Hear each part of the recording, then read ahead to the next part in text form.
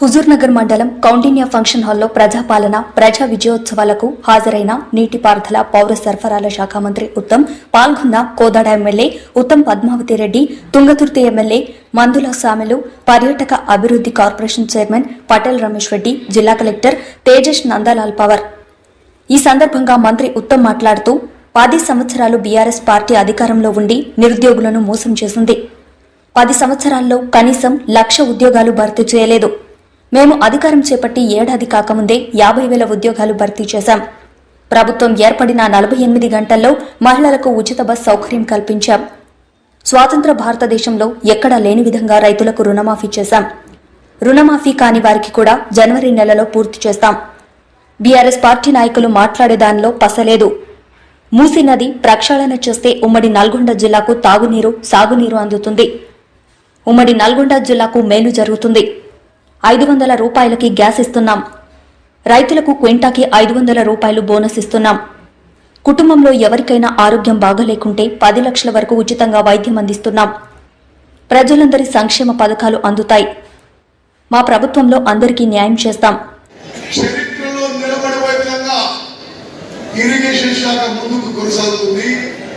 ఎక్కడ నీళ్లున్నా ఆ నీళ్లను ఉపయోగించి చివరి ఎకరం వరకు ఇచ్చే ప్రయత్నంలో ఉంది. అదేవిధంగా మీకు ఎవరికైనా ఎక్కడైనా పెండింగ్ ప్రాజెక్టులు పూర్తి చేయడానికి కానీ, కాలువలు మరమ్మతులు చేయడానికి కానీ ఇరిగేషన్ శాఖలో ఏ పనున్నా నా దృష్టికి తీసుకొస్తే తప్పనిసరిగా పూర్తి చేసుకోవడం. మీరందరూ జాగ్రత్తగా అక్కలు, చెల్లెలు, అన్నలు, తమ్ముడు సైకిల్ 5 నిమిషాలు సమయం తీసుకో. ఓకే, స్వతంత్ర భారతదేశంలో వేదిక మీద కూడా అర్థం కాలే. స్వతంత్ర భారతదేశంలో ఏ రాష్ట్రంలో ఎప్పుడు లేని విధంగా భారతదేశంలో ఏ రాష్ట్రంలో లేని విధంగా స్వాతంత్ర్యం ఉన్న మొదటిసారి తెలంగాణ రాష్ట్రంలో ఈ వానాకాలం పంటకి 153 లక్షల మెట్రిక్ టన్నుల వరి పండింది. ఇది ప్రస్తుతం ఉన్న ముఖ్యమంత్రి రేవంత్ రెడ్డి గారు, మరి కపిల్ కుమార్ గారు, వ్యవసాయ శాఖ మంత్రి తుమ్మల నాగేశ్వరరావు గారు, మరి ఇరిగేషన్ శాఖ అధికారులతో పోతున్నారు. ఉమ్మడి ఆంధ్రప్రదేశ్ లో కూడా 23 జిల్లాలు ఉన్న ఉమ్మడి ఆంధ్రప్రదేశ్ లో కూడా ఇంత వరి పంట ఎన్నడూ పంటలే.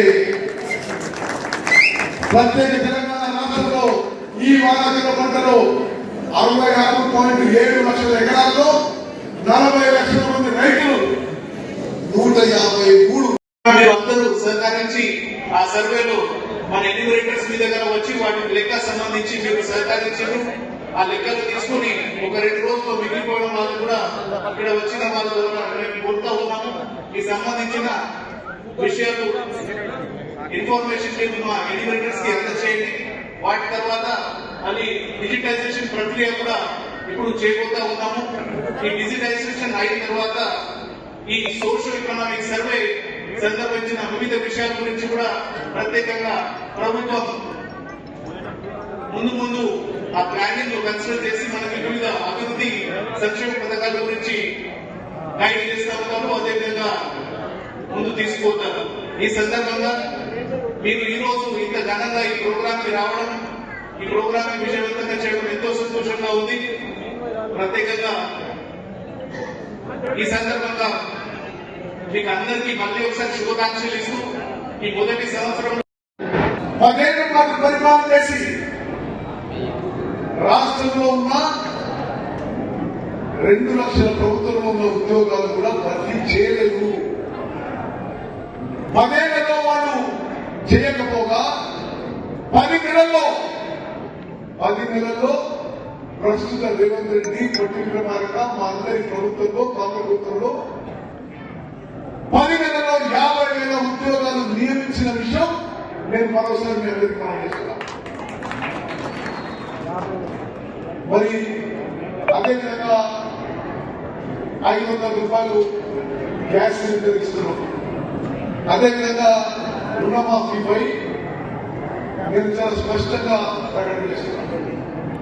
స్వతంత్ర భారతదేశ చరిత్రలో ఏ రాష్ట్రంలో లేని విధంగా పెద్ద పెద్ద రాష్ట్రాల్లో కూడా చేయని విధంగా 21 లక్షల రైతులకి 18,000 కోట్ల రుణం మాఫీ చేసింది ప్రస్తుత ప్రభుత్వం.